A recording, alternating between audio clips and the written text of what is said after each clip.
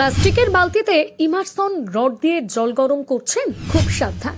এই ভুল করলেই মারাত্মক বিপদ। বালতি ভর্তি করার আগে দেখে নিন ভালো করে জল গরমের সময় কোন কোন সাবধানতা অবলম্বন করবেন জেনে নিন। ডিসেম্বর প্রায় শেষের পথে। এই সময় শীতের আমেজ বেশ ভালো মতো উপভোগ করছেন বঙ্গবাসী। তবে শীতকাল মানেই স্নান করতে বড্ড ভয়।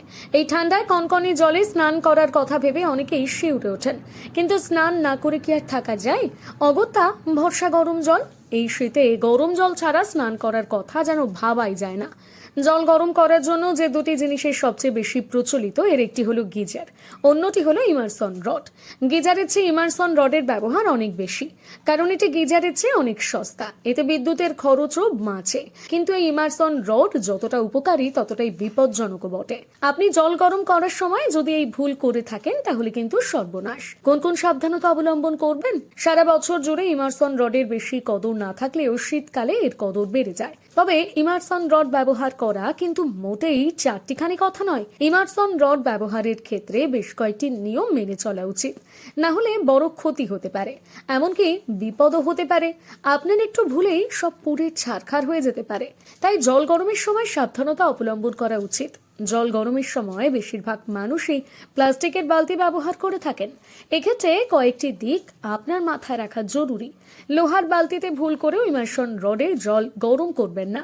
বালতি তেতে গিয়ে মারাত্মক বিপদ হতে পারে। তবে প্লাস্টিকের বালতিতে জল গরম করার সময় খেয়াল রাখুন রড যেন বালতির গায়ে না লেগে থাকে। জল বালতির নির্দিষ্ট মাত্রা পর্যন্ত পূরণ করুন। বালতিকে সরাসরি মেঝেতে রাখবেন না, কোনো কিছুর ওপর রাখুন। নিমজ্জিত রড চালু থাকা অবস্থায় বালতিতে হাত দেবেন না। সুইচ বন্ধ করে এবং প্লাগটি সরানোর পরে স্পর্শ করুন। তবে প্লাস্টিকের বালতিতে জল গরম না করে কোনো ধাতুর বালতি, যেমন স্টিল বা অ্যালুমিনিয়ামের বালতিতে জল গরম করা ভালো। যাতেই জল গরম করুন না কেন, সেই পাত্র সবসময় সরাসরি মাটিতে না রাখার চেষ্টা করুন। আরও একটি গুরুত্বপূর্ণ বিষয় হলো শিশু এবং পোষা প্রাণীদের নাগালের বাইরে রাখুন।